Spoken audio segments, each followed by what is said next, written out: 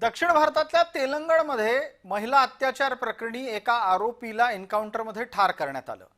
अतिक अहमदची हत्या सुद्धा कॅमेऱ्याच्या समोर झाली आणि त्या वेळेला तिथल्या राज्यकर्त्यांनी या सगळ्या प्रकरणातून अपेक्षित असलेले राजकीय लाभ जरूर घेतले।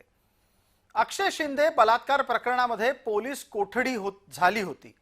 अशा वेळेला नक्की पोलीस कोठडीतल्या अक्षय शिंदे बरोबर काय झालं ते पहा। अक्षय शिंदेला बलात्कार प्रकरणात पोलीस कोठडी झाली असताना त्याला एका ठिकाणाहून दुसऱ्या ठिकाणी नेलं जात होतं।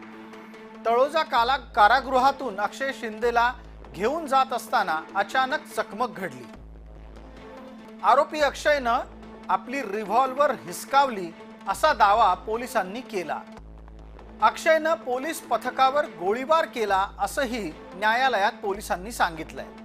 पोलिसांना प्रत्युत्तरादाखल गोळीबार करावा लागला असं म्हटल्यानंतर पोलिसांच्या गोळीबारात अक्षय शिंदे ठार झाल्याचं सांगितलं गेलं।